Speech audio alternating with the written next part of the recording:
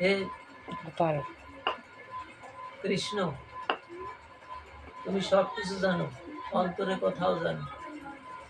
আর মাত্র দুদিন পরে আমার বিবাহ ঠিক করেছে আমার ভাই ভীষ্ম শিশুপালের সাথে, অসুর। কিন্তু আমার দেহ, মন, প্রাণ, জীবন, যৌবন, সর্বস্ব আমি তো তোমার চরণে অর্পণ করে দিয়েছি। তো যে দেহ তোমার চরণে অর্পণ করেছি, সেই দেহ ওই শ্রীগাল কুকুরের ভক্ষদ্রব্য হোক, এটা কি তুমি চাও? যে ওই অসুরে, ওই শ্রীগাল কুকুরের স্বভাব ওদের সাথে আমি কখনো আমার জীবন অতিবাহিত করতে পারবো না। তুমি যদি কৃপা করে, দয়া করে আমাকে গ্রহণ না, আমার বাণী গ্রহণ না করো, তাহলে প্রয়োজন বোধে আমার এই দেহকে আমি বিসর্জন দিয়ে দেবো। আমার দেহকে আমি বিসর্জন দিয়ে দেবো এইভাবে। এবং কৌশলগুলি লেখলেন যে আমাদের এইখানে নিয়ম আছে যে বিবাহের পূর্বে, আমাদের বিবাহের পূর্বে কুলদেবতা আছে অম্বিকা দেবী। এই অম্বিকা মন্দিরে আমাকে নিয়ে যাওয়া হবে। অম্বিকা মন্দিরে আমাকে নিয়ে যাওয়া হবে। সেইখানে গিয়ে আমি অম্বিকা দেবীর চরণ বন্দনা করবো, চরণ সেবা করবো, পুজো দিব। এবং আমার সাথে থাকবে অনেক সখীরা থাকবে, বাদক দল থাকবে, বিভিন্ন ভাবে নৃত্যকার যারা নৃত্য করে দাস দাসী থাকবে। তাদেরকে সেই পরিবৃত্ত অবস্থা আমাকে সেইখানে নিয়ে যাওয়া হবে। আমি তো অম্বিকা মন্দিরে যাব। অম্বিকা মন্দির থেকে যখন আমি আসব, তখন তুমি আমাকে রাক্ষস বিধি অনুসারে তুমি আমাকে ওইখান থেকে উদ্ধার করে তুমি আমার পানি গ্রহণ করবে। এটা তোমার চরণে আমার নিবেদন। এই চিঠিটা পাঠ করে পাঠ যখন করা হলো, যখন শ্রবণ করেছে, এইবার কৃষ্ণ ভগবান কারো কাছে কিছু না বলি দারুককে বলে রথখানা সাজাও, রথ সাজাও, আমাদের সময় কম, দ্রুত বেগে আমাদের যেতে হবে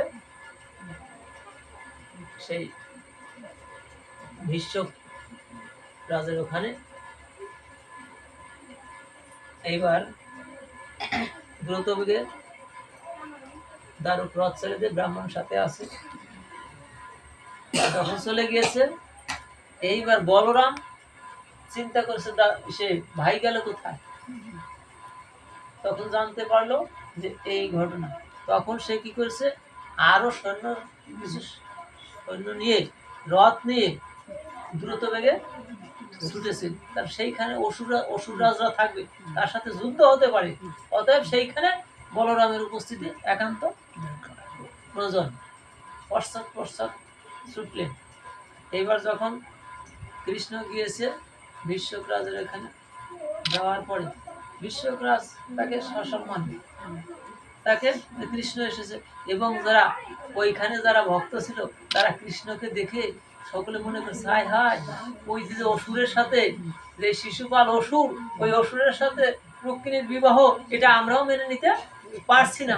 কিন্তু অরণ্য পায় তার ভাই ভীষ্ম, তার ভীষ্মকের বড় ছেলে রুক্ষ সেই সিদ্ধান্ত নিয়েছে, আমরা কিছু করতে পারতেছি না। তবে আমাদের অন্তর চাচ্ছে যদি কৃষ্ণের সাথে রুক্মিণীর বিবাহ হতো, তাহলে আমরা আনন্দিত হইতাম, ধন্য হতাম। সকলের মনের একটা বাসনা। তাই কৃষ্ণকে দেখে তারা অত্যন্ত আনন্দিত। এইবার রুক্মিণী চিন্তা করেছে যে যখন ওই যে সে ব্রাহ্মণ ফিরে আসে না, এখন চিন্তা করছে, হায় হায়, ব্রাহ্মণ ফিরে আসলো না, তাহলে আমার জীবন বুঝি ব্যর্থই হয়ে যাবে। আমার এই দেহটা কৃষ্ণের চরণ সেবায় লাগবে না, কারণ সে তো আসলো না, সময় তো সমাগত প্রাণ, আর তো বেশি দেরি নাই। এমন ভাবনা করতে করতে, আর আসবেই বা কেন, আমি তো কখনো আমি তাকে পরিপূর্ণভাবে ভালোবাসতে পারি নাই। হঠাৎ করে দেখলো কি ওই ব্রাহ্মণ চলে আসছে। ব্রাহ্মণ এসে বললো যে হ্যাঁ, কৃষ্ণ আসছে। এই কথা শুনে রুক্মিণী চিন্তা করলেন, আমি হয়তো কোনো জন্মে হয়তো কোনো পূর্ণ আমার ছিল, সেই পুণ্যের বলে আজ কৃষ্ণ আমার সেই চিঠির সংবাদ পেয়ে কৃষ্ণ কৃপা করার জন্য এই হতভাগিনীর কাছে ছুটে এসেছে। এটা আমার এই জন্মের নয়, পূর্ব জন্মের হয়।